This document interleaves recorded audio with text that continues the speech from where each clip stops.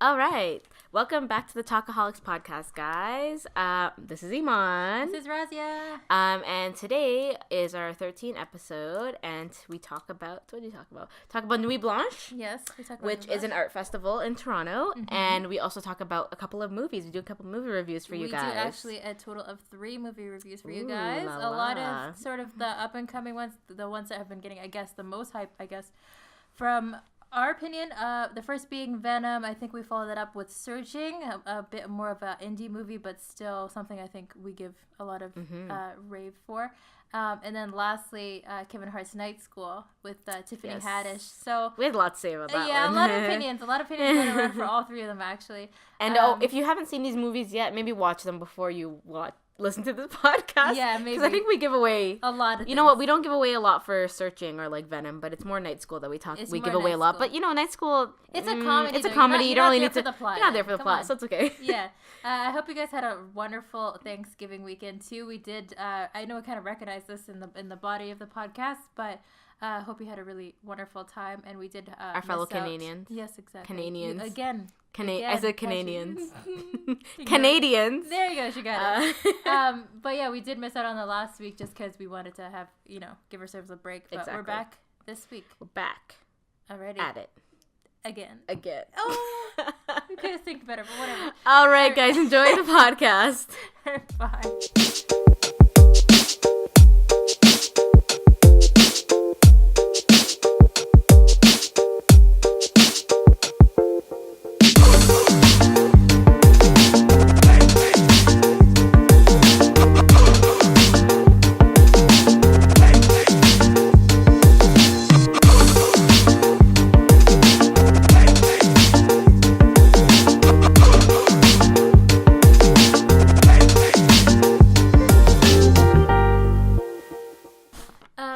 Welcome everyone back to the Talkaholics podcast. Hello. I hope you guys had a wonderful Thanksgiving weekend. I know that last week we did miss a whole Canadians. week. Yes, sorry. Good clarification there. But we did miss a whole week of recording, but Iman and I were busy kind of relaxing away and hopefully spending time with family. Did you spend time with family? I did, but it still wasn't relaxing. Really? No, it wasn't bad or anything, but when you get together with family, there's just a lot going on. Yeah. There's kids running around everywhere. Do you do the whole, I get a lot of questions from, especially, work people, because, hijab wearing, do I ask her if she celebrates or not? Oh, touchy subject. And I'm like, I do eat turkey. Yeah. I love turkey, actually. I actually don't like turkey. Oh, well. Okay, we already got this topic about picky food. But the thing is, it's not, okay, so, yes, I am a picky eater. We have discussed this. Yes, yeah. But it's not that I haven't tried turkey. There's some things that I just won't try. Okay. And I still don't. I'll say I don't like it, but I have never tried it. Okay. But I have tried turkey. Okay. And I just don't like it. Okay. I don't like it because you think it's gonna be chicken. Yeah. And then it's not. It's just not. So that just throws me off, and I just don't like it. But I love the mashed potatoes and the gravy and the corn. I love that. Yeah. So we had it at my uncle's place, which was nice. I got to see all my family. Yeah. We watched the movie and stuff inside their place because they have this really nice their basement just got finished recently, a couple months ago. So they have a huge TV with a really nice sound system and everything. So we just watched the movie and then we just kind of just chilled. Okay, cool. Yeah. We typically, I think only about maybe 4 or 5 years ago, we actually started doing the whole turkey celebration typical thing. I think because we slowly realized, okay, it's an excuse to have a feast, and we're exactly gonna do it. Exactly. And a lot of my family members are really good at cooking, and we have our own little. Not me. I should exclude me from that picture. I did nothing. I did no work. Same. I'm not gonna take credit. No, I ate, if anything. But so some of us, my dad, for example, is really good at cooking protein, so he is completely taking over the turkey. Yeah. My sister and my brother-in-law are so good at cooking mashed potato gravy. Oh my god, I can never say no to that. Never say no. Yeah. And so we pick and choose, and then we just come together. Usually it's at my place. And then this time it was a little different because I think we watched 2 movies and actually had a board game night for the first time ever. Oh, nice! Usually, I love the idea of board games, but they just never happen at my house. Exactly. So we always my sister will bring over her crap, and we'll set up a spot, and then someone gets tired. They start after we eat, especially, or we end up going out or whatever. But this time, I think, and especially because we have the space now, my room is actually when we played Monopoly. It's like on this table thing here. Monopoly, and like I taught some like Crazy Eights with cards. So I was like really happy about that because it actually something we followed through on and didn't like just say we were going to do it 5 times over, but we actually did it. So I was happy about that. And just overall a lot of food. I don't know what else actually happened. Did we end up talking about Nuit Blanche in the last few episodes, or no? Did we completely skip over that? Because I wrote it down and I was like, did I tell Iman about this because it's important? I don't think we talked about it during the podcast. I think you said you wanted to talk about it, and then we just never did. Because we skipped because of the week that we missed. Okay. So I think this was the weekend before Thanksgiving that Nuit Blanche happened. And for those who are listening, because we've realized recently that a lot of our listeners aren't Canadian. Yeah. But they're American. Hello. Our friends over there. But this event that happens annually is called Nuit Blanche. That actually started, I think, in Montreal, and is an event that happens. French name. Yeah, there you go. Google it, you'll figure out what it means. And it happens in Toronto now for the past couple of years, and basically it's one night where a bunch of artists and their pieces are exhibited across Toronto, and it's completely free. So anybody, it's usually centralized to downtown. Yeah, so in the more touristy spots that are easy to reach, basically. But this year, the exception, and I've gone for the past few years, it happened in Scarborough, a good section of it. And right? I didn't go. Yeah, you didn't go? No. This is where you should have gone the whole time. This is why I messaged you. The whole time I was like, I have a bad experience as to why. I will tell the story, just to continue. Okay, well, let me just rave a little second here, because I didn't get, like, some of my friends were like, I know when it was announced that for the first time it's happening in Scarborough. And again, for those American listeners, Scarborough's kind of taken as like a ghetto area. I don't want to say yes. That's the stereotype. Yeah, and which, I think it's its own thing. And I mean, it comes with, I guess, 2 reasons. A lot of people who first immigrate here do start in Scarborough. I did. My family did. Yep, me too. And so a lot of immigrants, a lot of people of color. So that comes with its obviously people are like, oh, immigrants. So they must be, low income housing. Low income. Yeah, there's a lot of government housing. Well, not all throughout Scarborough. No, there's kind of like pockets of Scarborough that have the low income housing and stuff like that. But honestly, Scarborough's thriving. Yeah, exactly. So, but but Nuit Blanche was a perfect example of that, because when I first heard it, and again, when my friends first heard it, actually, and people online were shitting on it, kind of saying, "Oh my god, it's Scarborough! What is this? Nuit Blanche gone downhill?" Like, and I was like, whatever, fine. For me, it's convenient. If anything, I get to not have to do the whole trek downtown. Exactly. So I was whatever about it. But actually, I was really happy with where they chose it, because they did Scarborough Town, right? Yeah, Scarborough Town and Scarborough Civic Center. Yeah. Okay. Because the exhibition that they showed there was so specific about the experience of immigration and the experiences of people of color. So now I wish I went. This is what I'm saying. So every single artist and had a non-white name that I was like, oh, this is probably a Muslim person. Yes. This is probably a black person. This is probably an Asian person. I was like, oh, yes. Like, because that wasn't always the case for Nuit Blanche downtown. No, and actually it can be pretty pretentious or a little elitist, if anything. A little bit. Because there are sometimes big names popped up there, which are usually not people of color. So Scarborough, okay, my favorite pieces from that, now knowing what the whole kind of space felt like, and it was so cool to see different things. My favorite piece was actually a film that they showed in Scarborough Town Center in one of the Cineplex theaters. Call me? I don't know. I just okay, listen. Okay, we'll find this later. But it was, so they showed it in a cinema theater that we typically go to watch fucking Marvel movies. Yeah. And we walked in, and it was free, not really a lineup. Sat down, and all I knew about it from the pamphlet that we got is an experimental documentary, and it showcased spoken word artists, rappers, and singers. So it was basically more or less a montage. Yeah. And I've never seen, like, I've never seen, other than Black Panther, which I haven't seen and acknowledge. Listen, no, it's just one thing. Wait, listen. I've never seen more young Black people on screen than I did in that little short. And it was like, that's awesome. It made me so happy. Yeah. And it was like, spoken word is about that, though. Like, it is about, certain communities that don't get a voice, that do get a voice through this medium. Right? Yeah. So if you think about the history of rap and hip hop, Yeah, it came out of the need to express from the Black community. Yeah, so it was like all young black artists plus I think one Asian man. I think he's probably Filipino, and then one hijabi who was one hijabi who was probably brown, Indian descent. And it was just so cool because it was all shot in like empty TTC subway stations that at night, like at like midnight, and so you could hear they're like echoing when they're talking, and it was shot actually pretty well. I wonder if Mustafa the Poet was on it. I can show you. I have the pamphlet, really and it shows the names of the people that are in that. And so some of the spoken words were not. I have like a very specific taste about it. Like if it gets too pretentious, too little, too flowery for me, I'm like, oh, I can't. Yeah, I feel it. Yeah. I really like choppy. Yeah. Spoken word. Yeah, I like conversationalist. I like when it sounds like you're just talking. Yeah, and I also like when it's like I Shakespeare. No, I don't need Shakespeare. But I like.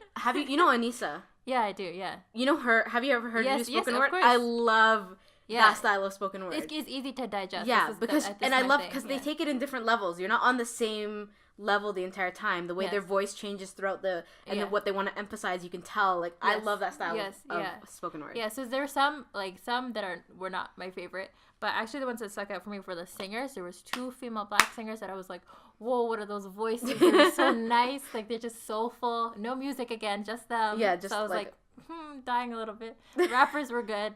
And then there was like one, I think she was a hijabi who just one line out of her little small spoken word piece. I'm like, oh, got me. But yeah. I need to find it. I want to watch it. It's called Rise, and it's from I think a organization which I think we should look into because it would be pretty cool to kind of be connected with them. But it's Rise stands for something, but it's an organization that happens in Scarborough, I guess, where they have open mic nights and stuff, and I guess like every Monday I think they meet, and there's like probably ciphers that happen and that kind of thing. So cool. Yeah, I think we need to like look that stuff up because it's cool. It's nice. So they had that, and then that same group had a spot near Scarborough Civic Center. Yeah. Near their underground parking, and set up a little stage thing there to have people go up on stage and do open mic. So there was like people. Okay, let me just find this really quickly and just show you what I'm talking. So it looked like this. We're just totally featuring an artist here. I don't know his name, sorry, but I wish I zoomed out. Yeah, okay, you can kind of see it where I was. Yeah, that's the entrance to an underground parking. Oh, do you get it? Oh, yeah. I get it. So it was a kind of little sunken. It was a nice vibe. Because it was just like lights and smoke and a lot of people in one space. Yeah, that's cool. Yeah, it was really it was a very creative way of using space. Of the space, yeah. And the other, there's actually quite a few things I liked, but the only other last one I'll pick just because it's 2 things. Okay, sorry. The last one here, this was at the backside of the Scarborough Civic Center is the statue. Oh, that's so interesting for the listeners. Yeah. It's like a metal unicorn and a person riding it. And it's all, what is that made out of? Okay, so that's the question I was going to ask you. It's actually, the description I'll read later, it's actually a black child riding a unicorn. Oh. So you tell me what it's made out of.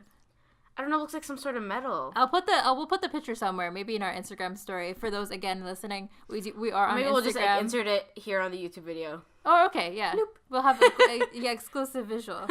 Okay. So, what do you think? Is it not? Can I see it again? Okay, hold on. I need to skip this because that's here. Nobody got it right when I showed everyone. What is that? But it's easily. It's not metal? Think most people's favorite piece was this from the night. I love the braids. Yeah. But it's not metal? No. That would be too easy. I wouldn't ask you. Hey, that's true. What is that? Is it Lego? There you go. She got it. That's amazing. Yeah, it's Lego. Wow. So I don't know if you remember, but like that's actually so cool. I've actually. How do they do the braids? The braids? Yeah. Oh, like I actually didn't look into detail. Oh, good question. That's not Lego. I don't know. Maybe he'd put wiring in it. I don't know. That's cool. That's cool. So actually, nice. A cool fact about that, I did. I don't know if you remember, but I did an article for Excalibur, York University's newspaper. You did? Yeah, once. What? Like once. I didn't know that. And it featured last 2-3 years ago's Nuit Blanche, And it was a Lego piece like this, but it was an owl, like a snow owl. It was gorgeous, like stunning to see in person.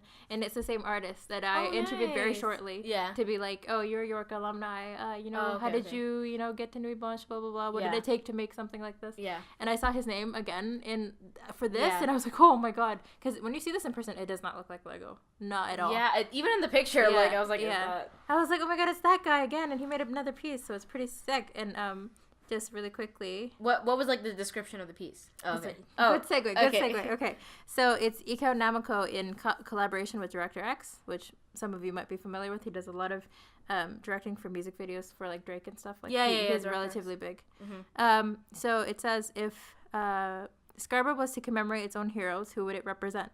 What would the monument look like? Using more than 80,000 Lego pieces, Iko Namiko proposes his vision of a monument for his community. A black child warrior mounted over 7 feet tall astride a dauntless black unicorn. So there you go. And I thought it was a very interesting take on, like, basically he was tasked himself with making an icon for Scarborough, and what would that look like? And I just thought it's such a fantastical take on what I would have done. But it's really cool. It's called... The piece, is called Cavalier Noir. So, there you go. Actually, that's really good. I really like that. Yeah, so those are just a few pieces. I mean, there's like a bunch of like Arabic calligraphy like shown everywhere and stuff. So I like that. It's nice to hear like that they didn't just put it in Scarborough and then, did whatever. They kind of tried to model it after a lot of the communities that live in Scarborough, because for people who don't know, Scarborough is a very, very diverse part of Toronto. Yeah. Like Toronto itself can be quite diverse, but Scarborough is very diverse. Yeah. So it's nice to see that they kind of modeled that, or they kind of showcased that, because then people are seeing themselves within the work. Yeah, I didn't even when I had first heard that it was happening in Scarborough, I didn't put 2 and 2 together that they were going to be making a point of making sure that they were representing the space they were in. Yeah. Which I was like, because you don't see that downtown. No. Because that's not the point. Like, Yeah, you don't. And there was also like a panel happening, and there's like a library next to Scarborough Civic Center, which I wasn't even aware of. You didn't know that? No, I'm such an idiot. But there was like a panel there happening that I like listened into very quickly. But they kind of touched on a few things there to kind of say, they're talking about the difference between Scarborough and Toronto, and that race kind of, even within Canada, we are diverse, but race interacts very differently in those two spaces. And I just thought, like, I wish I could like excerpt what they said here for you guys, but just really good conversation about something that I thought was so niche. Like my experience of Scarborough, I know what that is, but to see other people understand it completely clearly was really nice. Yeah. And through art too. So yeah, I think some other people might not have found it as refreshing as I did, but personally it was nice. Again, having been to previous Nuit Blanches, the past few years were not that great, to be honest. Again, like really nothing that was too challenging. Everything was a little too pretentious for my taste. And like, what typical modern art looks like, which is like, oh, that took no effort to make. I feel, okay, so I think I'm going to segue into like why I don't go to Nuit Blanche anymore, because I don't know, what time do you usually go? Like, what time of the day do you go? I actually go pretty early, just to avoid the... Okay. Yeah. So if people don't know, Nuit Blanche is like a 24 hours thing. So like people will stay up all night to go to this event. I think it starts at 7, ends at 7 in the morning. Yeah. So it's like it's a 24 hours thing, and so the year, like, I actually never decided to go. My parents wanted to go. Oh wow. One year, and like my family wanted to go. So they were like, let's go. And obviously the whole a lot of people, or like the tradition what people do is they usually go late at night and they stay out, because it's everybody's out late at night. So my family was like, let's go, like around 9ish, 10. So I was like, okay. Yes. That was our worst mistake ever, okay? So this is, obviously it was downtown. Yeah. Downtown is already full of crackheads, okay? So, on a day-to-day basis. That comes with Nuit Blanche. Okay? On a day-to-day basis. Yeah. But it was like, everybody brought out every crackhead came out to play. Like, that's what it was. Like, literally, I was shocked. Yeah. We came out, we were just walking down the street trying to enjoy the art nighttime. Yeah. I've never seen so many people not, like, aware of their surroundings. Wow. There was, like, and some of these people were young, too. Like, there was older people, but there was a lot of young people, like high school students. Yeah. And they were, like, in groups, and they were just, like, some people were either completely out of it, like like dazed, or there was people reacting really badly to whatever they took. Yeah. Like I remember just one girl was crying, like bawling, I want to kill myself, like stuff like that. Like what? It was insane. Like I was everywhere I looked, someone was doing something because they were on something. I feel like people always say this about Nuit Blanche, but there's a stigma around it because a lot of people go out and then take drugs, and then they take something, and then that's how they experience the art, right, or whatever. But I wish I was kidding when I said like everywhere I turned, that's what it was. I've never experienced it. There was obviously there was people like us just walking up and down the road looking at the art pieces, but then there was also a lot of people that were on something. Wow. And then the one thing that really just like made me want to go home was, it was just, obviously it's not like something that's going to happen every single time you go to Nuit Blanche, right? Mm-hmm. You're not always going to be like confronted with something. Yeah. But I guess was just in the wrong place at the wrong time. So we're walking, and like we can hear like this older man yelling from behind us. Yeah. And like, so obviously, when people are intoxicated, they can react to the alcohol differently. And this guy was an angry drunk. And like, so you can hear him yelling, and like he was going like, move, move, and stuff like that. And I didn't realize how close he was to us. But like, he was like, move. And he kind of like, I was lucky I moved away. Because if I didn't move, he would have like literally physically pushed me aside to pass us. Yeah. And like, so I moved right on time, and he just like stormed by us. And then after that, we just like, okay, we just kept walking. Yeah. And then further up, he started getting into a fight with some guy, and like they were gonna get violent with each other. And the guy was like, his girlfriend was trying to pull him away and stuff like that. Yeah. And I was like, this is not my scene. This is not why I'm here. That sounds so stressful. Right? I was just stressful. I'm like, why am I out here trying to look at art? I don't need it. I don't need this. It's not worth this bullshit. Oh my god. So I'm like, from then I just haven't gone. That's so weird. I feel like I don't know how I missed that stuff. But it's because you go earlier. I go So I think the next time, I feel like I should probably just go when there's light, so I can see the art pieces and just leave. Interesting. Oh my god, that sucks, man. Yeah. But oh god, this year you should have gone. Oh my god. I know. I'm kind of sad. If they're doing Scarborough again next year. Yeah, I'm hoping. I mean, some years they do have repeated pieces before, and actually that Lego piece might still be there. So like, go check it out if you're in SCC anytime. Yeah. But another thing, just to talk about something more relevant, I guess, since that was a couple of weeks ago. Yeah. Venom came out recently. I don't know if you got the chance to watch it. No, have you? Yeah, I watched it yesterday. Of course you've seen it, but you can't see Black Panther. No, I feel like it's a tradition now on Talkaholics until I watch it. I'm gonna shade you until you watch it. No, it's good. It's good so hopefully that'll actually pressure me to watch it. Because Venom literally just came out, and you saw Black Panther is so overdue. I know. How dare you? I know. It's okay. I feel it. Okay. No, I haven't seen it though. Was it good? It was. Did you hear about the reviews? What it's been getting? So it's been basically shut on by critics left, right, and center. Like nobody likes it. Oh, basically. Shoot. I went into it having seen the trailer and not really liking the tone that they took with it, and the only casting decision I liked about that movie was Tom Hardy, and I like a lot of his movies. Like I think he's one of the better actors around today. But even with that being said, watching it, the plot has so many flaws, and like there were so many parts of that. I mean, it wasn't painful. It wasn't like Suicide Squad level. Like I didn't see that either. But I heard really bad. I was like, I'm not gonna try. Like it wasn't like Suicide Squad was like just like unbearable. Like how is this even a movie? But Venom, there were, because of Tom Hardy's acting and certain other like parts of the movie, I was like, it's passable. But by no means like a great movie. Oh shoot! So which sucks because like I was so psyched. But I feel like they could do, because when I saw the trailer, that was like I was like, oh, maybe I'll, usually I don't dabble into this, but maybe I'll watch it because it looked interesting, right? Yeah. To see it from the still watch to it, see it from like a villain's point of view, in quotations. I would still watch it, and maybe you'll see what I mean. But like, just watch it. It makes me kind of upset because I feel like that's a really cool perspective to do a film like you could do it so well. Yeah, and it's a Venom movie without Spider-Man, which like I didn't think that they were gonna do. I didn't think that it was like possible, really, honestly. Yeah. Because I thought, Spider-Man's the only selling point here. How could you? But even with that said, like there's just so many things within the plot, and like the acting outside of Tom Hardy was pretty shit. Like Michelle Williams, what were you doing in that movie? Riz Ahmed, I really like you as an actor, but you weren't scary. He's the villain in it. You weren't scary at all. I wasn't intimidated.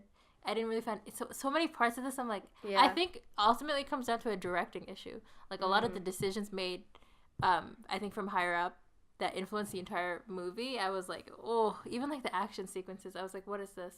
Like there was a part where like it slow-mo's down to this motorcycle going off a hill. Yeah. And like it's just that the fact that it's so high up, like that's all they're highlighting. I'm like, it's what? Like it's not like maybe 10 years ago they would be like, oh shit, wow.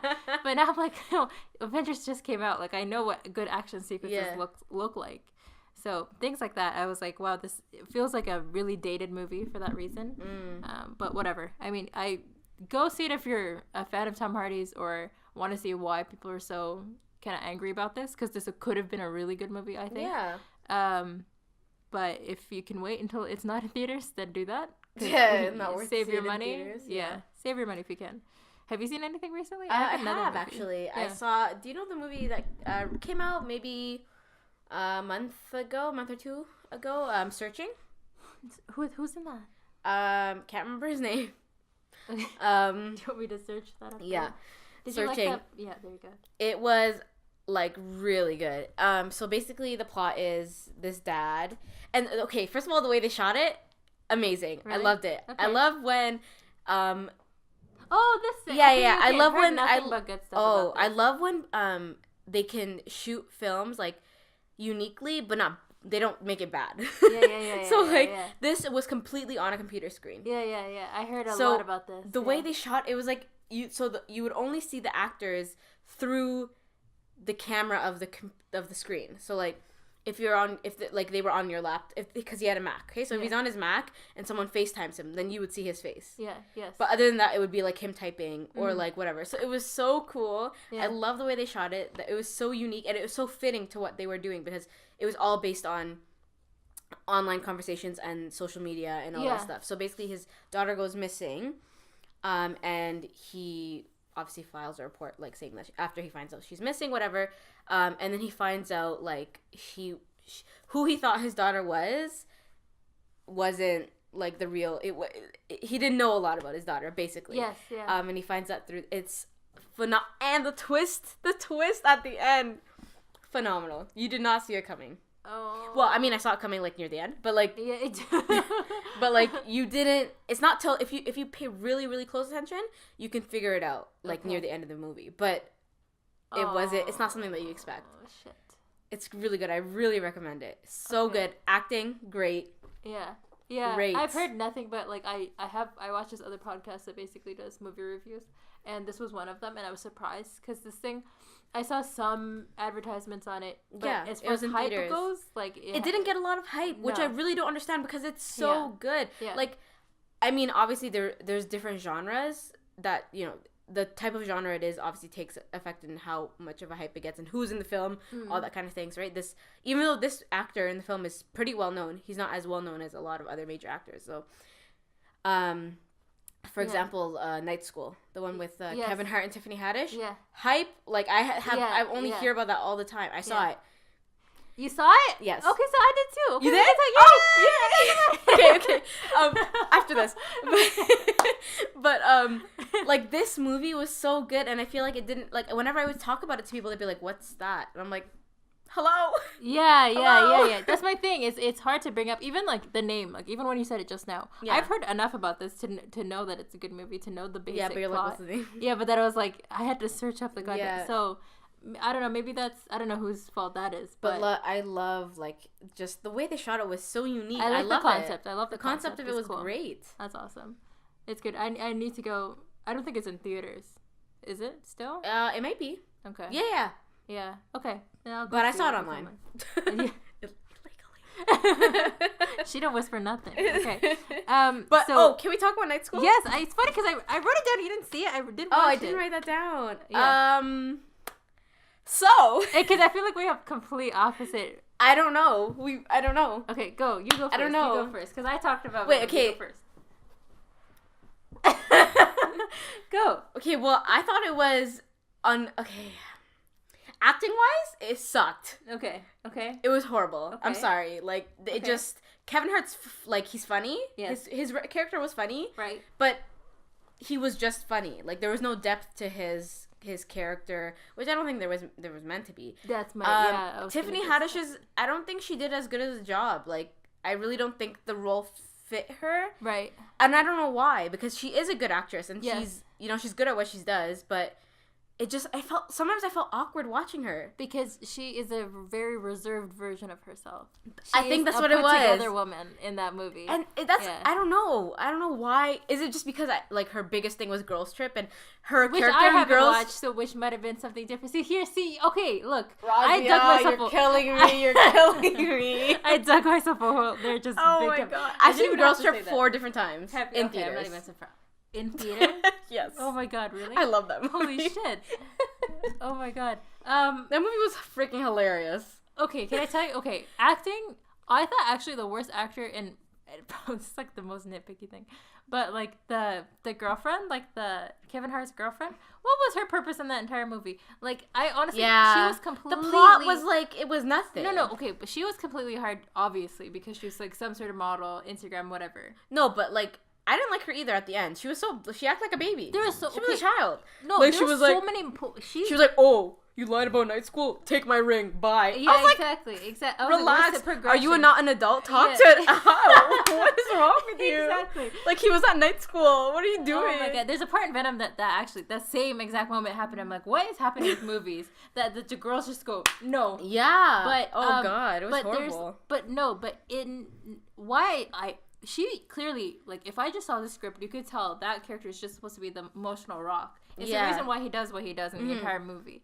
But there's so many parts where, like, she's supposed to be, like, you know, the part where he comes home late from whatever, and she's in the condo, and she's, like, upset because he came home late. As an audience member, I'm thinking, okay, she thinks that he's cheating. Yeah. I'm like, okay, I know where this is going. First of all, she's so shit at looking upset and, like, disappointed and scared. Yeah. And the first thing comes out of her mouth isn't that, like, have you been cheating on me? What does she say? Like, she says some other side thing that I'm like, that wasn't even on my mind. Like, what were you talking about? Oh man, hold on. We'll come back to this, but like, she says something that's so, you're getting cold feet. Is what she said. And I'm like, I was like, why did you even think of that? Why did you think of that? Also, no, but again, as an audience member, you know that she's already thinking he's cheating because she's been texting him and whatever in scenes before. That's what I automatically thought she was gonna be like, you're cheating on me. You're getting cold feet? I was like, what is the decision to write? You could have just said, are you seeing someone? Yeah, but why would you talk about it? Yeah, like I was so frustrated. I was like, that's not the point of this moment in the movie. And again, she didn't look, at any point in the movie, didn't look like she actually gave a shit about Kevin Hart. Yeah. Like, didn't look like, you know, that bothered me the most just because it's like, that would have, I think, sold a good part of the movie. Yeah. Like, I felt like I would have cared. Another unnecessary character, the dude in jail. What's his name? It's Fat Joe. It's Fat Joe. Why are you there? Literally, why? He had no purpose. But I kind of loved it. Yeah, it was funny. Yeah, but he had no purpose.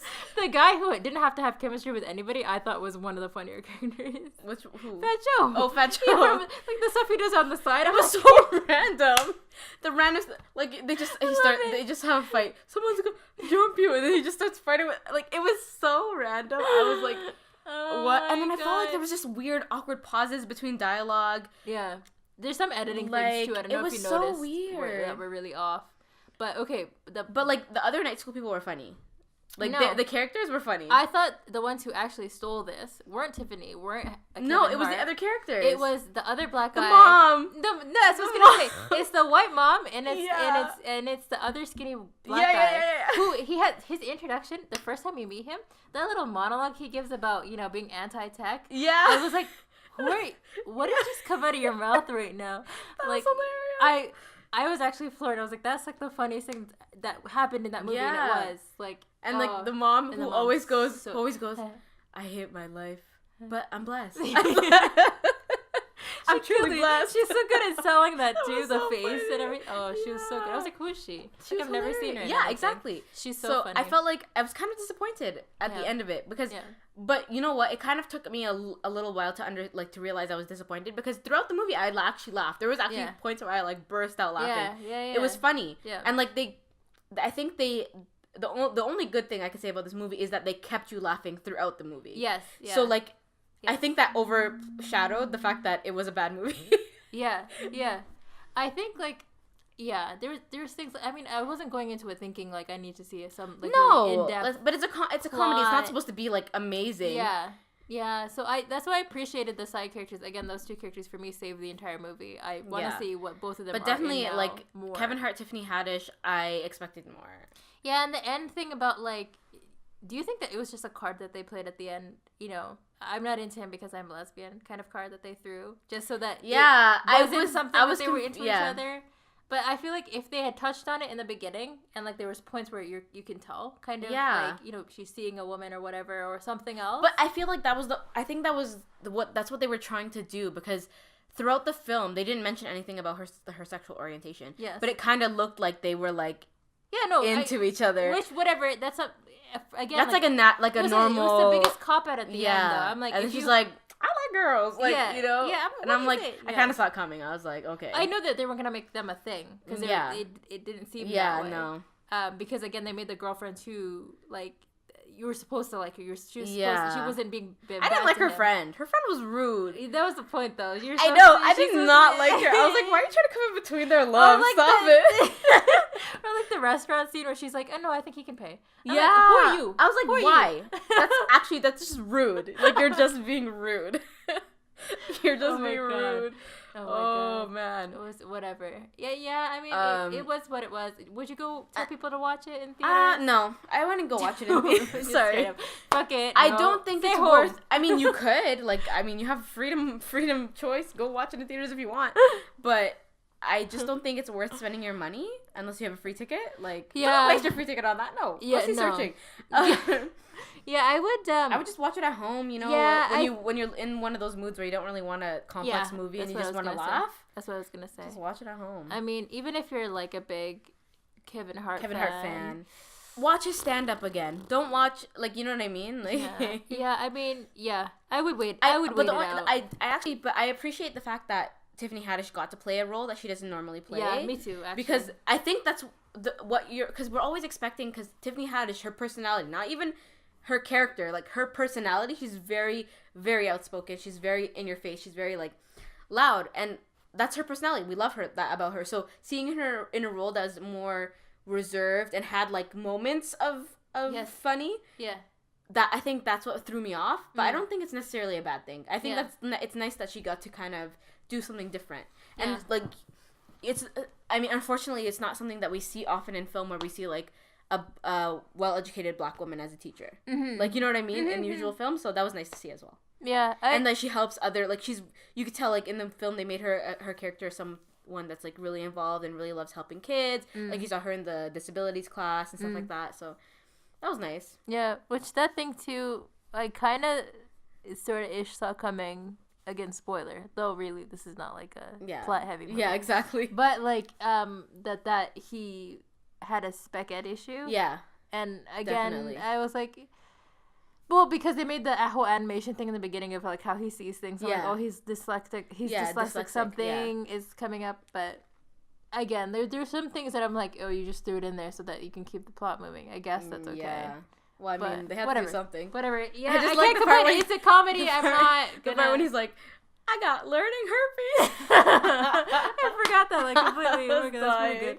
That's pretty good. She's like, okay, no, there's no such thing as learning herpes. Oh my god, what are we for time right now? I didn't check. Wow. 36, not bad. Okay. You want to here? You good with that, or are you? Yeah. I think we're good. So this was a movie centric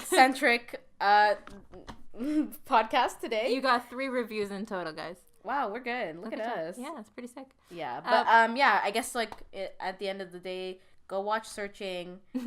Maybe watch Venom. Yeah. Go watch Night School at Home. Yeah. Yes. That's basically it. I gave it to you, man. That's basically it. Alrighty, guys, as usual, you can always check us out on Instagram. I think I was saying earlier, we do post a lot of our updates on our Instagram stories, so I would highly recommend to check that out anytime you want to get kind of notified and when we post episodes. Typically, it's on Fridays, but to keep you in the loop, I guess, check us out there. Again, we have a Gmail that we always kind of... still haven't gotten done. Yeah, exactly. Waiting for it. Talkaholics Pod. Yeah, Talkaholics Pod. At gmail.com. And we are also available on SoundCloud, getting a lot of traction there, guys. We were actually talking earlier before this podcast was recording, that we are seeing a lot of you guys liking our last podcast about Crazy Rich Asians, which is pretty cool that you guys are it was like a big spike in listens, so that was cool. That's awesome. Also, if you're Toronto based and you either do something like in the media or arts related, honestly anything like within the community, something that you want to talk about and put out into the community. Basically, if you want to just have a conversation with yes, us, if you want to have a conversation with us, just reach out to us, email us, or like leave us a comment or something, and we'll reach out to you, because we are looking to start doing interviews and stuff like that on our podcast, just to get some conversation going and seeing what cool things are happening in our community. So if you have anything that you want to do, or you want to talk about, definitely hit us up and we can arrange something. Yeah, for sure. I think we had a lot of fun with second Iman being on the podcast and having that third person to throw to. Exactly. Which is really fun for us. I think we have a lot of fun like improvising off each other, but having more people in the room is really fun. So again, just reach out to us and we're more than welcome to hear you guys out and hear what you have in mind. But I think that's it for our recording here today. Thanks again, guys, for listening in, and I hope you have a wonderful weekend or a few days if you're not listening on a Friday or something. I don't know why I said that. Okay. Well, I almost said C. We will talk to you on the next one. Peace out. A-Town down.